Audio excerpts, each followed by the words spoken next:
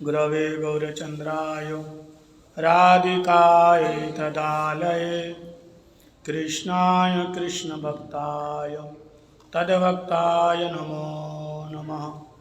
वाञ्छाकल्पतरुभ्यश्च कृपा सिन्धुभ्येव च पतितानां पावनेभ्यो वैष्णवेभ्यो नमो नमः। श्रीकृष्ण चैतन्य प्रभु नित्यानंद श्री अद्वैत गदाधर शिवासादि गौरभक्त वृंद। सभी बोलिए हरे कृष्णा कृष्ण कृष्ण हरे हरे हरे राम राम राम हरे हरे। और एक बार हरे कृष्णा कृष्ण कृष्ण हरे हरे हरे राम राम राम हरे हरे।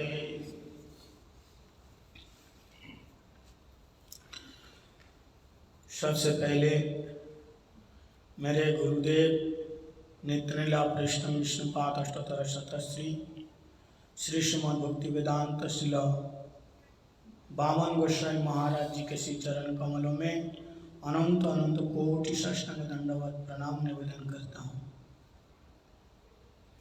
तत्पश्चात शिक्षा गुरुपाद पद्म नित्यलीला कृष्ण विष्णुपाद अष्टोत्तर शतश्री श्री श्रीमद् भक्ति वेदांत शिल नारायण गोस्वामी महाराज जी के श्री चरण सरोज में अनंत अनंत कोटि साष्टांग दंडवत प्रणाम निवेदन करता हूँ।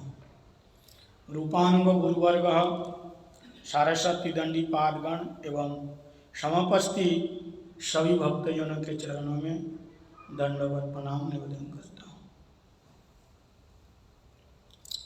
आज हम लोग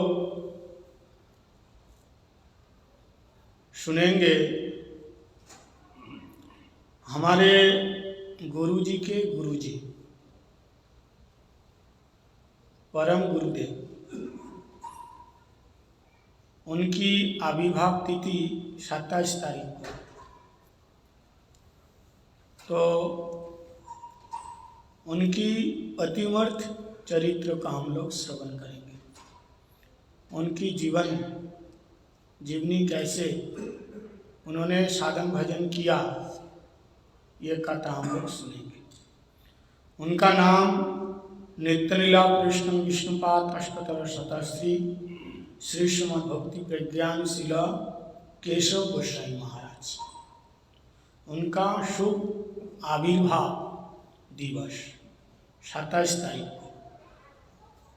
आविर्भाव माने उनका जन्म उत्सव।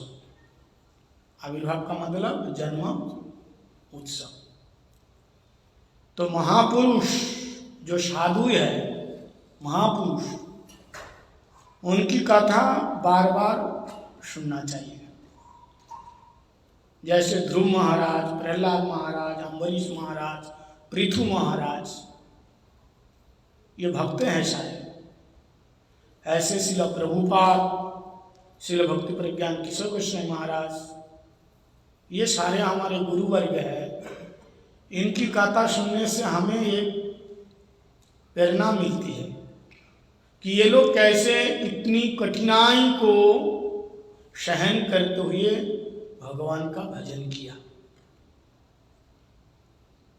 इसलिए भगवान की लीला की अपेक्षा भक्तों की लीला कथा ज्यादा से ज्यादा सुनना चाहिए। साधक को पहले भक्तों की कथा ज्यादा से ज्यादा सुनना चाहिए। क्यों? इसलिए सुनना चाहिए कि भक्त वो बहुत मेहनत करके, बड़ी कठिनाई से वो साधन करके सिद्ध अवस्था में कैसे जाना चाहिए वो शिक्षा देते हैं। उनके जीवन में क्या कठिनाई आई ये हमें दिखाया। तो हमारे परम गुरुदेव शिल भक्ति प्रज्ञान केशव गोस्वामी महाराज, इनका नाम है भक्ति प्रज्ञान। भक्ति विज्ञान। केवल मैं ये 2 शब्द की व्याख्या करूं तो इसी में 1 घंटा बीत जाएगा। भक्ति प्रज्ञान, देखो दोनों शब्द विपरीत है, एक ज्ञान और एक भक्ति, दोनों विपरीत मार्ग है। एक ज्ञान मार्ग और एक भक्ति मार्ग, और तीसरा है कर्म मार्ग। तो भक्ति प्रज्ञान, भक्ति तो है लेकिन उसके साथ जो ज्ञान है, कैसा ज्ञान है? प्रज्ञान, प्रो उपसर्ग लगाया, प्रो परासम, ये सारे उपसर्ग है। तो ज्ञान से पहले प्रो शब्द लग गया तो फिर क्या हो गया? ज्ञान का महत्व और ज्यादा बढ़ गया। ये प्रो क्या है? विशेषण है। जैसे जल, जल से पहले लग गया, क्या लग गया? शुद्ध जल, ठीक है, शुद्ध जल लग गया। तो इसका मतलब उस जल में कोई मिलावट नहीं है। ये समझ में आया? जल पियोगे, हाँ ठीक है, कैसा जल पता नहीं है, कैसा पानी, लेकिन नहीं महाराज शुद्ध जल है। किसने कहा केवल शुद्ध नहीं है, विशुद्ध जल है। जल, शुद्ध जल, विशुद्ध जल, तो इसमें 2 उपसर्ग लग गया, एक तो शुद्ध और दूसरा विशुद्ध। इसका मतलब पानी में और किसी प्रकार का मिलावट नहीं है, इसमें कोई मैल नहीं है, इसमें किसी प्रकार का कोई रोग का कोई गंध मात्र नहीं है। ये पानी पीने से हमारे को कोई रोग होगा ही नहीं, ये तो आंख बंद करके पानी हम पी सकते हैं। एक जल हो गया, दूसरा शुद्ध जल हो गया, तीसरा क्या हो गया? विशुद्ध जल। बोले ऐसे एक ज्ञान, ज्ञान 2 प्रकार के होते हैं।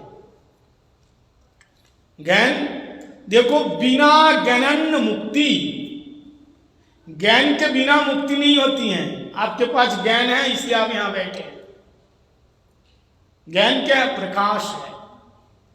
हर चीज में ज्ञान चाहिए। लोग कहते हैं अरे बिल्कुल अज्ञानी आदमी है, कोई ज्ञान नहीं है, देखो कैसा काम किया, बोलता है नहीं? कोई अगर काम बिगड़ गया तो क्या बोलता है? देखो कोई ज्ञान ही नहीं है, मतलब वो क्या मूर्ख। तो उसको मूर्ख ना कह के क्या बोला? ज्ञान नहीं है। तो ज्ञान 2 प्रकार का होता है। ज्ञान 2 प्रकार के होते हैं, एक है सरस ज्ञान और दूसरा है शुष्क ज्ञान। आप लोग बड़े ध्यान से सुनना। एक सरस ज्ञान, सरस मतलब जिस ज्ञान में रस है,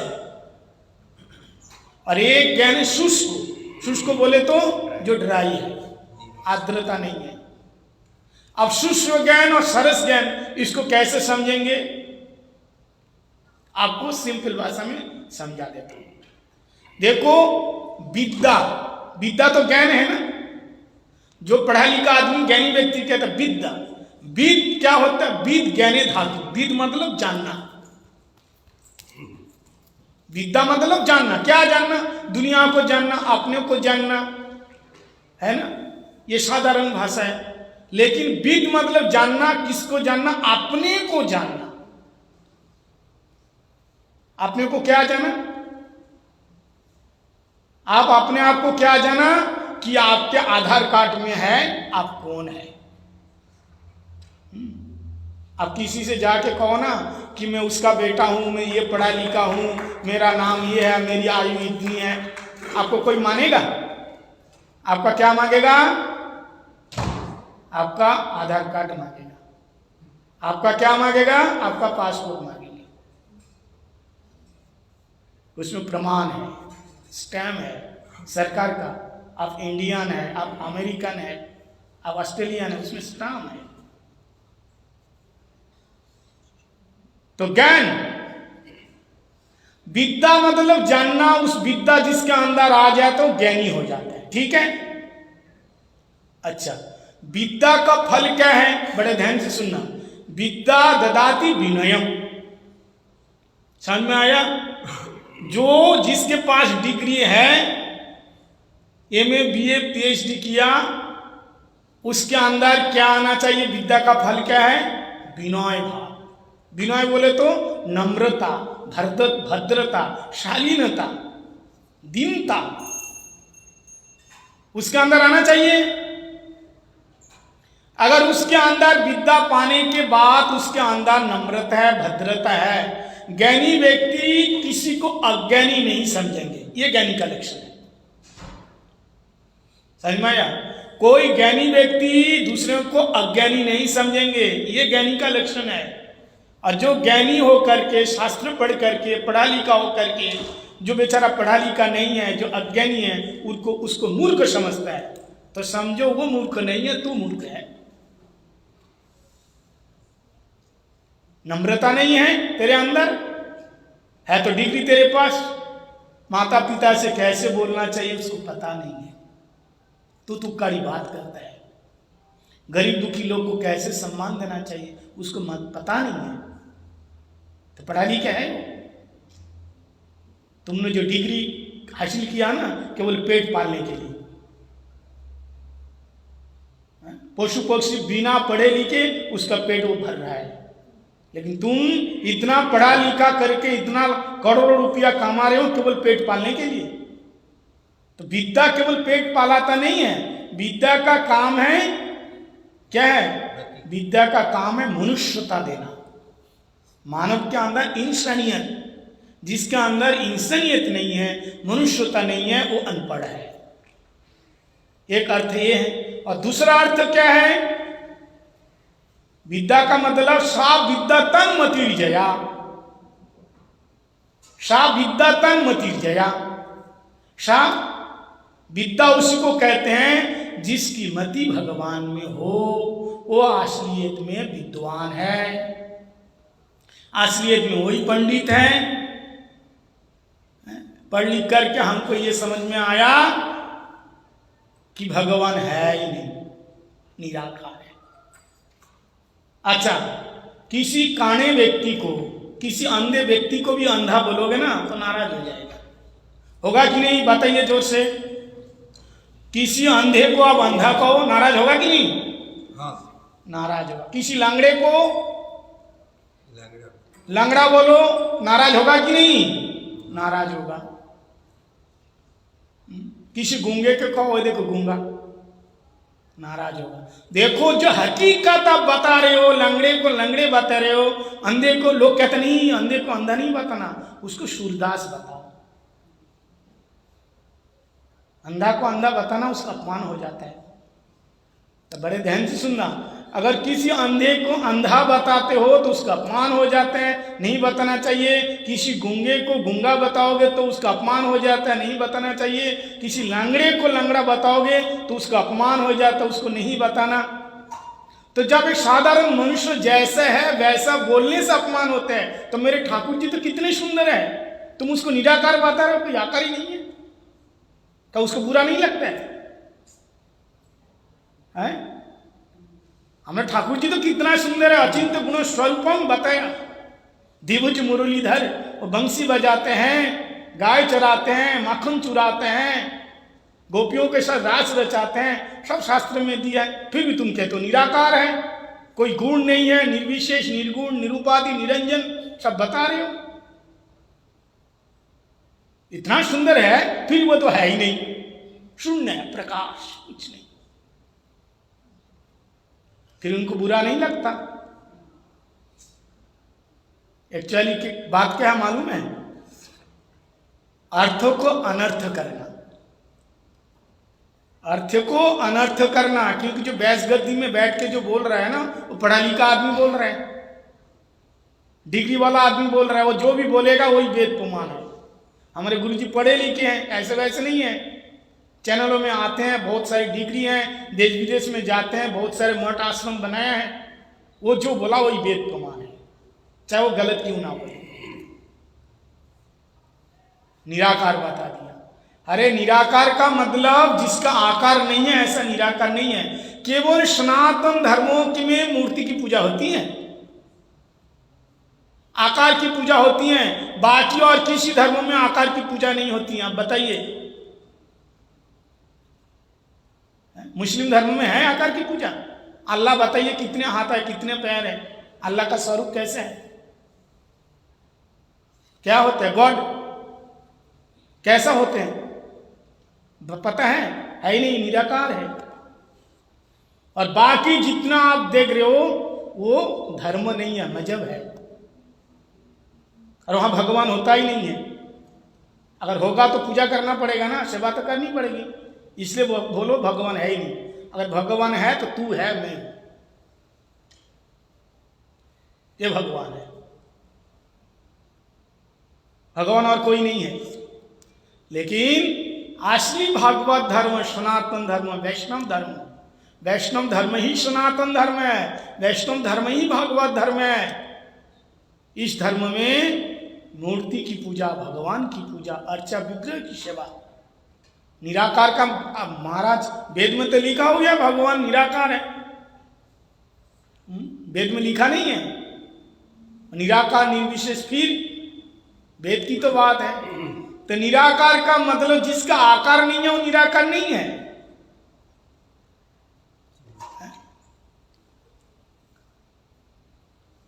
अच्छा, केवल नी शब्द, जो लोग थोड़ा व्याकरण जानते हैं वो समझेंगे। नी, आकार से पहले नी लगा तो निराकार हो गया। आकार मतलब है रूप, और निराकार मतलब रूप नहीं है। नी लागने से क्या हो गया?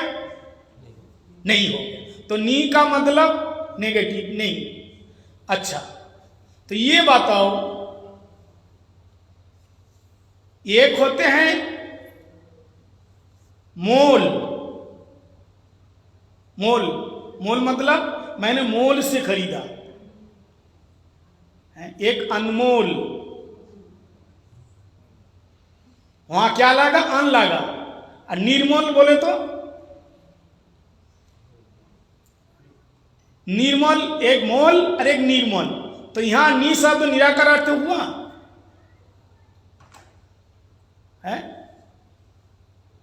एक मल, अनमल, मल से पहले मल मतलब उसका आपने खरीदा, उसका दाम कितना है, ये मोल से खरीदा। मोल, मोल दिया भाई, दाम दिया। मोल का मतलब दाम होते हैं। अब उस दाम को और ज्यादा उसका महत्व बढ़ा दो तो अन शब्द लगा दो, अनमोल। बोले मेरा बेटा कैसा अनमोल रतन है, उसका कोई मोल नहीं है, उसका कोई मोल नहीं है। लेकिन वहां अगर नी लगा तो क्या हो जाएगा? निमल। तो नी शब्द हर जगह में एक जैसा अर्थ होता नहीं है। नी शब्द हर जगह में एक जैसा अर्थ होता नहीं है। इसलिए यहां निराकार का मतलब निर्गत आकार जस्मात, जहां से सारे आकार आए हैं। कहां से? भगवान कृष्ण से, इसलिए निराकार है। अथवा हमारे जैसे आकार नहीं होता है जिसका। हमारा आकार कैसे है? 5 पंचभूत से बना हुआ है। हमारा आकार अभी है ना, इतना प्यारा सुंदर है ना। जब 70 साल का हो जाएगा ना, सारा चिपक जाएगा, आंख अंदर धस जाएंगे। और उसी समय कोई बुढ़ा कहे तो बताओ फिर कितना खराब होता है मन। होता है कि नहीं? विशेष करके आप लोगों के यहाँ बूढ़े को बूढ़े बोल ही नहीं सकता। क्यों भाई, क्या हो गया है? उसको कहो आप यंग मैन, ओह जोश आ गया, जोश आ गया। अरे भाई, जो आयु है, आयु है, एक शान है भाई। हमारे वहां तो वृद्ध लोगों को तो हर कोई सम्मान देता है कि नहीं? भाई वृद्ध आदमी अगर कुछ गलती भी हो जाए ना तो माँ भाई बड़े बुढ़े आदमी छोड़ बोलता है कि नहीं? और जवान हो तो 2 लगा दिया। जवान को कोई वहां पे वो नहीं है, माफ नहीं है। लेकिन बड़े बुढ़े आदमी नहीं, इज्जत है। बड़े बुढ़े आदमी भाई सम्मान है भाई। लेकिन हम क्या होते हैं? शरीर से तो बूढ़े हो जाते हैं लेकिन मन से बूढ़ा नहीं होते। मन से जवान बने रहो, क्या फर्क पड़ता है? इस काम क्या है? तो मन ही मन सोचो कि मैं 15 साल का हूं, जाओ दूसरी शादी करो, कोई करेगा? कोई करने वाला नहीं। अंगम गलितम फलितम मुन्नम दशनम विहीनम जातम तुन्नम दंडा गृत्वा विद्यम जाति तदपि न मुंचति आशा पूर्णम वयव जिन्नति तृष्णा न जीर्णति। बूढ़ा हो जाओगे लेकिन मन की इच्छा पूरी नहीं होती है, तृष्णा बूढ़े नहीं होती है, बूढ़ी नहीं होती है। ये है। तो कहने का मतलब ये है कि हमारा आकार वो चेंज होता रहता है, होता है कि नहीं? बचपन में कुछ था, जवानी में और कुछ, वृद्ध अवस्था में और कुछ, और अंत में कुछ भी नहीं। कुछ कुछ कुछ कुछ होते होते कुछ भी नहीं। बुढ़ापा में कुछ और अंत में कुछ भी नहीं। ऐसा भगवान का रूप नहीं है। नित्य नवायमान, जितना दिन जाता उतना वो सुंदर, वो बढ़ता रहता उनकी सौंदर्यता। सौंदर्य में कोई कमी नहीं है। हमारे जैसे उनका आकार नहीं है, इसलिए निराकार है। सत्य रज तम, 3 गुणों से हम बंधे हैं। माटी जल आकाश वायु तेज, पंचभूते से हम घेरे हुए हैं। लेकिन भगवान ऐसा नहीं है, इसलिए उनके शरीर को क्या कहते हैं? विशुद्ध सत्य। विशुद्ध सत्य से बना हुआ है, इसलिए निराकार है। तो इसका जो बोध हो जाना, ज्ञान हो जाना, ये प्रज्ञान है। ज्ञान 2 प्रकार का बताया। एक शुष्क ज्ञान क्या है? मैं ही ब्रह्म हूं। कहते हैं ना, अहम ब्रह्मास्मि, मैं ही ब्रह्म हूं। बोलता नहीं लोग, अहम मैं ही ब्रह्म हूं। ये शुष्क ज्ञान है। और जो कहता नहीं मैं ब्रह्म नहीं हूं, फिर कौन है तू? अहम ही नारायण दास दास अस्मि। जीव नित्य कृष्ण दास। हम भगवान का दास है। हम भगवान का दास है। हमारे अंदर जो चित कण है वो जीवात्मा है। ये ऊपर से मोटा ताजा काला गोरा लंबा दुबला पतला, एक तो आत्मा के ऊपर एक कवर चढ़ा हुआ है। जैसे हेलमेट पहनते हो ना, पहनते हैं कि नहीं? हेलमेट पहन के जाते हैं तो लाल होते हैं, पीला होता है, नीला होता है, काला होता है, सफेद होता है। हेलमेट होता है कि नहीं? लेकिन इंसान ऐसा नहीं है लाल पीला गोरा, वो हेलमेट का रंग है। आप सफेद कपड़ा पहने हैं तो ये लाल पहने हैं, वो काला पहने हैं, वो तो ड्रेस पहने हैं। तो ये हमारा शरीर हमने जो धारण किया है ना, ये हमारा शरीर है। वासांसी जीर्णानि यथा व्याय नवानि गृह्णाति नरोपराणि। वासांसी मतलब ये वस्त्र है। ये गीता का ज्ञान है। इसके अंदर जो सूक्ष्म जो चैतन्य है वो मैं हूं। और इसका स्वरूप क्या है? चेतन का स्वरूप क्या है? चेतन का स्वरूप है अहम ही नारायण दास दास। इसका स्वरूप क्या है? इसका स्वरूप का बोध हो जाना ही जीव की मुक्ति है। समझ में आया? मुक्ति का मतलब क्या है? स्वस्वरूप की उपलब्धि करने का नाम ही मुक्ति है। ऐसा नहीं है कि मरने के बाद और कहीं जाओ तो मुक्ति मिले। मुक्ति का मतलब क्या है? स्वस्वरूप की उपलब्धि करना। मैं कौन हूं? के आमी कहने मोरे जारे तापत्र, मैं कौन हूं? इसका बोध हो जाए मैं कौन हूं, मैं कौन हूं, इसका बोध हो जाना। तो मैं कौन हूं? मैं अहम हरे तव पादैक मूलम दासानुदास भूतास्मि भूय। हे हरि, आपके चरणों के एक दास के दास के दास के कहूं दास। डायरेक्ट दास बनने मत जाओ। वो लेंगे नहीं। प्रधानमंत्री से, राष्ट्रपति से डायरेक्ट नहीं मिल सकते, उनसे मिलने से पहले पीए से मिलना पड़ेगा, पीए से मिलने से पहले उसके नीचे जो सचिव है उनसे मिलना पड़ेगा, है ना। धीरे धीरे जाना पड़ेगा, डायरेक्ट नहीं जाओगे। तुम सोच रहे हो भगवान को भोग लगा रहा हूं, भगवान खा रहे हैं। क्यों? भगवान का मुंह का टेस्ट चला गया, तेरे हाथ का खाएगा है? खाएगा तुम्हारा? अरे उनको, अरे नहीं, भगवान तो हम उनकी संतान है। संतान है बोलने से संतान हो गया, क्यों नहीं खाएंगे हमारे हाथ का? ये जिसको आप पत्नी बनाया, ऐसे सड़क से उठा के पत्नी बनाए? बताइए, उसका नियम तो है, 7 फेरे होते हैं, सिंदूर लगाते हैं, मंगलसूत्र पहनते हैं, क्या क्या पता नहीं विधि विधान करने के बाद तब वो जाके पत्नी बांधती है। ऐसे तुम उनको स्पर्श करो, कोई भी मारेंगे, ऐसे नहीं हो सकता है। तो हम भगवान के हैं कहने से नहीं होता है। हम भगवान की तो संतान हैं, लेकिन भूल चुके हैं ना। ये भूल चूक के लिए कुछ करना पड़ेगा बीच में। ऐसे नहीं खाते हैं, ऐसे नहीं ग्रहण करते। उनको तो खिलाने वाली तो माता लक्ष्मी है कि नहीं? माता लक्ष्मी है, खिलाती हैं। तुम्हारा हाथ का क्यों खाएंगे? राधा रानी रसोई बनाती हैं। राधिकारो पक्य अन्न विविध व्यंजन, परम आनंद कृष्ण करे न भोजन। राधा रानी उनको खिलाती हैं, तब वो खाते हैं छप्पन व्यंजन।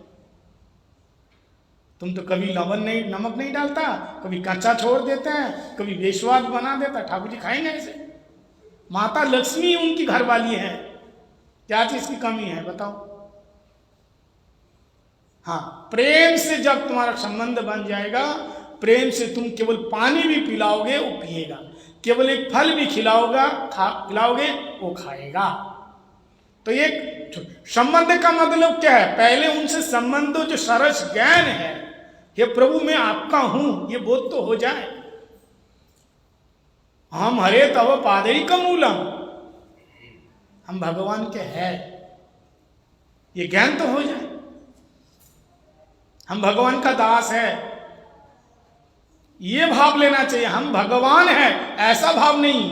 तो 2 प्रकार का ज्ञान है। एक ज्ञान कहता मैं भगवान हूं, और एक ज्ञान ये कहता मैं भगवान का हूं। समझ में आया? मैंने 2 प्रकार का ज्ञान बताया। केवल जो ज्ञान है निर्विशेष ज्ञान, और एक प्रज्ञान। निर्विशेष ज्ञान में क्या कहता मैं भगवान हूं, और प्रज्ञान में क्या कहता है मैं भगवान का हूं।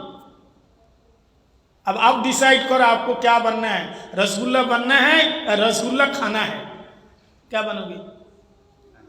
खाना है ना। अगर खुद रसगुल्ला बन गया तो रस कौन आस्वादन करेगा? भगवान बनना है या भगवान का सेवक बन करके भगवान की सेवा करना है? 2 प्रकार का ज्ञान है। एक गांव में एक गुरुजी गए, तो गांव का आदमी बेचारा सारा दिन खेतन में काम करते रहते हैं। तो गुरुजी आए, हरिद्वार से आए, तो गुरुजी की सेवा किया। गांव का आदमी ना बहुत भोले वाले, गुरुजी की सेवा किया। गुरुजी बड़े प्रसन्न हो गए। गुरुजी ने कहा बेटा अभी तो मैं जाऊंगा। तो ठीक है गुरुजी, फिर आना। बोले मैं तो ऐसे नहीं जाऊंगा, तुमने मेरी इतनी सेवा किया है, तो सेवा करने का फल तब मिलते हैं कुछ दक्षिणा देने से। बताइए गुरुजी आपको क्या दक्षिणा दूं, हम तो गरीब आदमी हैं। बोले बेटा दक्षिणा, रुपया, पैसे ये सब नहीं चाहिए, ये तो हमारे पास बहुत है, ये रुपया पैसा ये नहीं चाहिए। बोले फिर क्या? बोले तू सारा दिन काम करता है, कुछ मंत्र का जाप करते हो? तो बोले गुरुजी हमारे पास टाइम कहाँ है मंत्र जाप करने का। बोले मंत्र का मतलब ज्यादा बड़ा दिन नहीं है, 2 अक्षर का। कितना अक्षर का? 2 अक्षर का। और वो ऐसा नहीं है कि तुम आसन में बैठो, नहा धो करके बैठो, पूजा घर में बैठो, ऐसे नहीं है। तुम सारा दिन बोलते रहना, चलते फिरते खाते बोलते रहना, 2 अक्षर बोलते रहना। तो उस आदमी, दोनों पति पत्नी थे। आदमी ने कहा हम लोग तो पढ़े लिखे नहीं हैं, हम लोग शुद्ध उच्चारण कर पाएंगे क्या? उनकी पत्नी ने कहा देखो बेचारे कितने प्यार से बोल रहे हैं, तो ले लो। तो पत्नी का आदेश हो गया। पति ने कहा ठीक है, जब तू कह रही तो ले लेते हैं। तो दीजिए गुरुजी दीजिए। तो गुरुजी ने उसको मंत्र दिया, ये मंत्र का हमेशा जप करना, 2 अक्षर का, खाते पीते बैठते चलते इस मंत्र का जप करना। क्या मंत्र दिया? सोहम, सोहम, ये मंत्र दिया। क्या मंत्र दिया? हरिद्वार से है ना, क्या मंत्र दिया? सोहम मंत्र है ना ये, सोहम। और सोहम का मतलब उसको पता नहीं है, सोहम का मतलब क्या होता है आप लोग जानते हैं? सोहम का मतलब मैं वही हूं, मैं ही ब्रह्म हूं, ये मंत्र दिया। मैंने 2 प्रकार का ज्ञान बताया ना, एक ब्रह्म बनना चाहता है, एक ब्रह्म का दास बनना चाहता है। तो उसमें से एक ज्ञान सोहम, निर्विशेष ज्ञान, सोहम, ये मंत्र दिया। तो अब उसको पता नहीं है बेचारे को, सारा दिन सोहम सोहम सोहम करने लगा। 6 महीने के बाद वृंदावन से और एक महात्मा चले गए उनके घर में। सभी लोगों से पूछा, भाई इस गांव में सबसे ज्यादा संत सेवी कौन है? पहले गांव में हम लोग जाते हैं ना तो पूछते हैं इस गांव में संत सेवी कौन है, उनके घर में से जाके हम लोग ठहरेंगे। तो सभी लोगों ने कहा उनके घर में संत लोग आते हैं, सबके घर नहीं जाते हैं। संत सबके घर नहीं जाते हैं, तुम्हारे घर के बगल से निकल जाएगा, तुम्हारे घर नहीं जाएगा। तुम्हारे घर में राहु केतु शनि यही तो जाएगा, साधु नहीं जाएगा तो कौन जाएगा? भाई संत नहीं जाएगा। उसको पाल पोस करके रखा है, सारा दिन लड़ाई झगड़ा क्लेश, संत नहीं आएगा। जिनके घर पावन भये संत पधारे आए। लोगों से कहा, भाई संत किसके घर में सेवा होती है? बोलो वो आदमी, उसके घर में संत लोग आते रहते हैं, उनके घर चले जाओ, वो लोग सेवा करते हैं। तो फिर वो संत गए वृंदावन वाले। तो जैसे संत आए, ओहो गुरुजी आप आइए आइए आइए।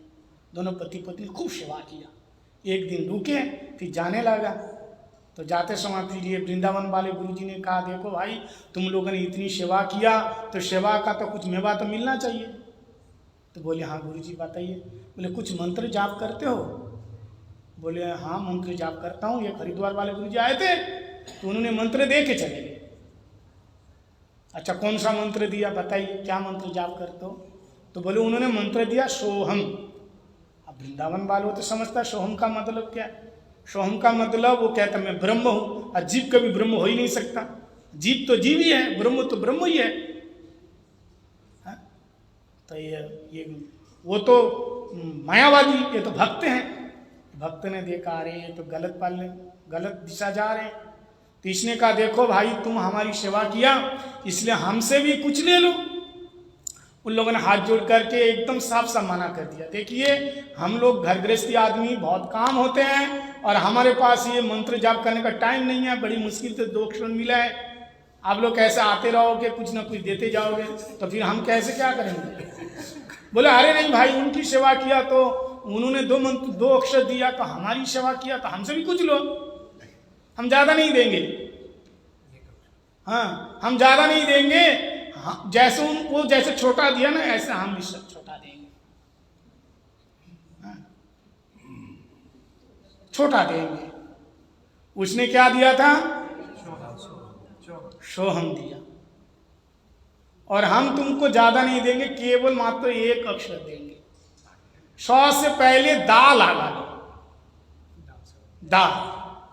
100 से पहले सोहम, तो 100 से पहले दा लगा लो, बस इतना 1 अक्षर। तो क्या होगा? दासोहम, मैं भगवान का दास। सो सोहम मैं भगवान हूं, और दा लगाने से क्या हो गया? दासोहम। तो उसकी पत्नी ने कहा सुनो ये महात्मा जी कह रहे, सुन नहीं सकते हो हैं? तभी से तुम मना कर रहे हो। बेचारे 1 ही अक्षर तो दे रहे हैं, सोहम बोलते थे दासोहम बोलोगे, इसमें क्या? वो अच्छा तू कह रही है तो ठीक है तू कह रही है, हाई कमांडर है ना, तू कह रही तो ठीक है। मनी मन सोचता है तू अगर कहेगी तो मैं कूद भी जाऊंगा पानी में। तू कह रही तो 1 अक्षर क्या है, पूरी दुनिया ले सकता हूं मैं। अच्छा तू कह रही है तो ठीक है। इसलिए देखना परिवार में ना, हाँ गाड़ी कौन है? गाड़ी है आदमी, और इंजन कौन है? उनकी घरवाली। गाड़ी हो लेकिन गाड़ी की इंजन ना हो, गाड़ी चलेगी? नहीं चलेगी। इसलिए हर पत्नी को पत्नी होना चाहिए। पत्नी मतलब पत्नी की बात पति मानते हैं। पत्नी पतनात थी पत्नी, पत्नी मतलब सही दिशा में होनी चाहिए, तब उसका पूरा परिवार ठीक चलते हैं। और पत्नी गलत, गाड़ी के इंजन खराब हो गया तो गाड़ी तो चलेगी। ज्यादातर लोग कहते हैं महाराज अरे हमारे घर में तो हमारी पति हमको दबा के रखता है। अब क्या बात कर रहे हो? ऐसा भी है, दोनों तरफ से है, लेकिन दोनों को ठीक रहना चाहिए। तो अब क्या हो गया? दा दे दिया। बोले ये मंत्र जाप करना। पत्नी ने कहा तो ठीक है महाराज। अब पहले सोहम सोहम बोलते थे, अब दासोहम दासोहम दासोहम करने लगा। ठीक है, फिर 6 महीने के बाद 1 साल पूरा हो गया ना। 1 साल के बाद पुराने वाले गुरुजी आए। अब गुरुजी लोग घूमते रहते हैं, जैसे में 1 साल के बाद आया फिर आया कि नहीं? फिर ये घूमते रहते हैं, लोग देखते हैं काम तो कुछ है ही नहीं। भगवान का प्रचार करना है ना, तो प्रचार करना, शिष्य का कल्याण करना, तो देखते हैं शिष्य लोग कहाँ है, कैसा है, क्या है। शिष्य लोगों के पास तो टाइम नहीं है, तो गुरु जो आ जाते हैं। तो 1 साल के बाद वो हरिद्वार वाले वो आ गए। हाँ, ओ गुरुजी आप आए, आइए। कुछ सेवा किया। गुरुजी ने पूछा अच्छा मंत्र ठीक जाप कर रहे हो ना? बोले हाँ गुरुजी सारा दिन रात। भूला तो नहीं? बोले बिल्कुल नहीं। सुनाओ। जैसे सुनाने के लिए बोला तो फिर दोनों बोलने लगा दासोहम दासोहम दासोहम। अरे दासोहम दासोहम कहाँ से लाया? मैंने तो सोहम दिया था, तू दासोहम कहाँ से बोलने लगा?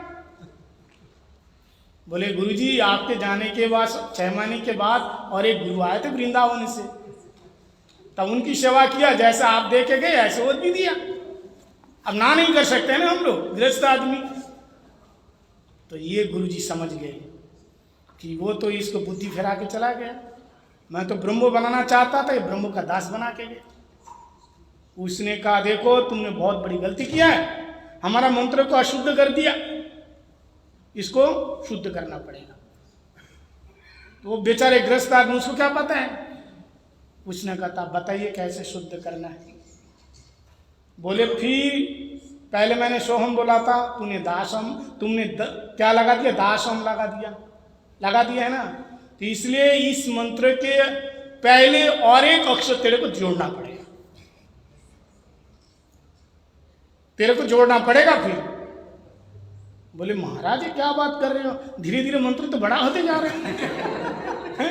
पहले 2 अक्षर फिर 4 अक्षर। हम लोगों का काम नहीं है केवल सारा दिन मंत्र जाप करते हैं। बोलते तुम क्यों बदला? तुम्हारा पनिशमेंट यही है, तुम मंत्र हमसे फिर और 1 अक्षर लेना पड़ेगा। तो पहले क्या था? सोहम। फिर बाद में क्या था? दासम। उसने कहा उससे एक मंत्र लिया, 1 अक्षर लिया, तो मेरे से 1 अक्षर लिया। बोले गुरुजी आखिरी बार है। बोला आखिरी बार है। तो दा से पहले स लगा ले, क्या हो जाए? सदा सोहम, मैं हमेशा ब्रह्म हूं। पहले सोहम मैं ब्रह्म हूं, फिर दासोहम दा लगा दिया, दासोहम हो गया, दासोहम हो गया, मैं दास हूं ब्रह्म के। आप सदा सोहम, हमेशा ब्रह्म हूं। अब देखता हूं क्या करता है वृंदावन वाले। चले गए।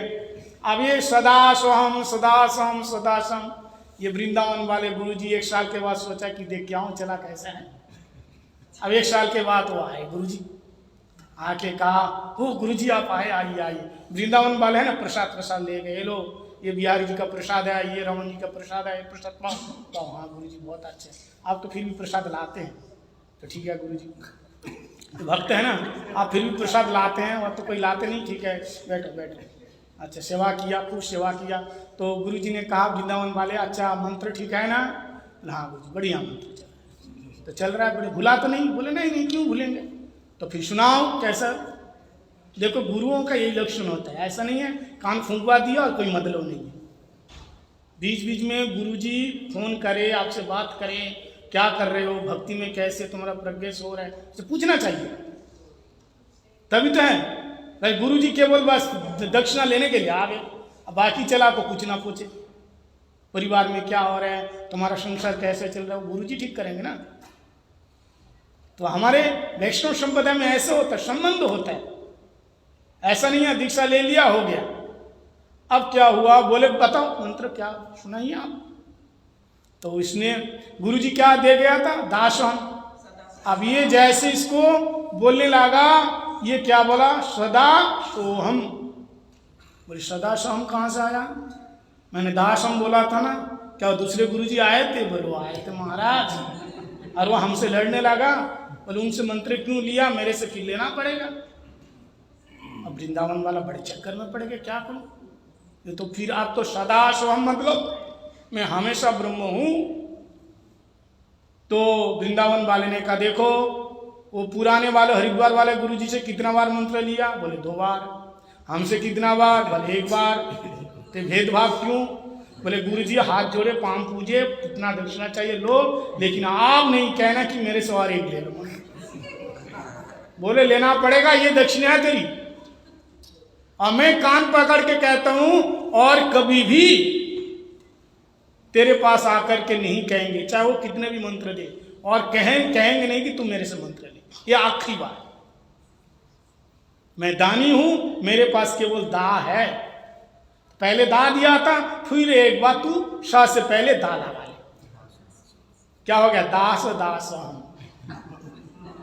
दास दासम मतलब भगवान के दास के दास के दास के। अब वैष्णव ने सोचा केवल डायरेक्ट दास बनने जाओगे तो वो क्या गिर सकता है, लेकिन दास के दास बनोगे।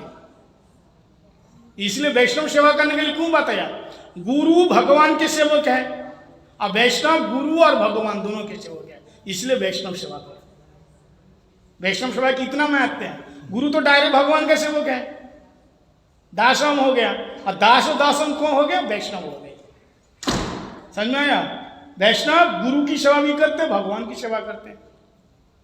गुरु भगवान की सेवा करते हैं, वैष्णव की सेवा भी करते हैं, लेकिन वैष्णव गुरु के दास के दास के दास के दास, यानी वैष्णव जनों के सेवा करने से और पतन होने का कोई संभव होना नहीं रहेगा।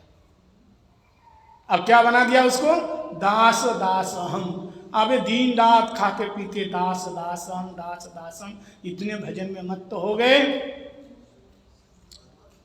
1.5 साल के बाद फिर वो वाले हरिद्वार वाले, ये दोनों पति पत्नी देखा, वो हरिद्वार वाले आ रहे हैं भाई, दरवाजा बंद करके दूसरे दरवाजे से निकल गए। बोले है ही नहीं हमारे घर में कोई। गुरुजी आके देखा दरवाजे में ताला लाग रहे हैं, भगवान कहाँ चले गए मेरे, चलो गुरुजी चले गए, क्योंकि आप क्या बन गया, भगवान के दास बन गया। अब इसको कोई चेंज नहीं कर सकता। तो मैंने कहा था भक्ति प्रज्ञान, प्रज्ञान शब्द का अर्थ प्रज्ञान प्रतिष्ठ रूप न ज्ञान। प्रतिष्ठ ज्ञान कब होगा, जब आप भगवान का दास बन करके भगवान की सेवा करोगे, भगवान के दास बन करके। तो ये भक्ति मतलब सेवा, और प्रज्ञान विशेष ज्ञान क्या है, ये क्या ज्ञान है, भगवान का भक्त बनना, यही ज्ञान है। तो प्रज्ञान शब्द के एक साधारण अर्थ बता दिया। तो परम गुरुदेव, टाइम हो गया ना, तो परम गुरुदेव की जीवनी ऐसी है, हम लोग जीवनी फिर उस दिन श्रवण करेंगे। तो ये साधु संतों की कथा इसलिए ध्यान से सुनना चाहिए, प्रेम से सुनना चाहिए। 1 मिनट रुको, 1 मिनट। तो सेवक बनने से पहले कैसे सेवक, भगवान का सेवक से भगवान के भक्त को सेवक बनना बहुत कठिन है, समझ में आया। देखो भगवान को तुम कैसे भी खट्टा मीठा दे दिया, वो आपसे बात नहीं करेंगे, बोलेंगे क्या, कच्चा दे दिया, नमक नहीं है, बोलेगा नहीं बोलेगा। लेकिन किसी साधु को खिलाओगे तुरंत बता देंगे, ए माता जी ये ठीक नहीं हुआ। अगर बोल भी दिया ना माता जी ठीक नहीं हुआ, तो तुम्हारा मुंह गेंद जैसे फूला हुआ नहीं होना चाहिए। मुंह फूल गया, अरे इतना मेहनत करके मैंने बनाई और कैसे बोल दिया अच्छा नहीं बना, ऐसा बनाया, ऐसा होना, ऐसा। और मुंह अगर फूल गया तो समझो सेवा अपराध हो गई। अरे वैष्णव नहीं बोलेगा तो कौन बोलेगा, वो भगवान की सेवा में लग रहे हैं।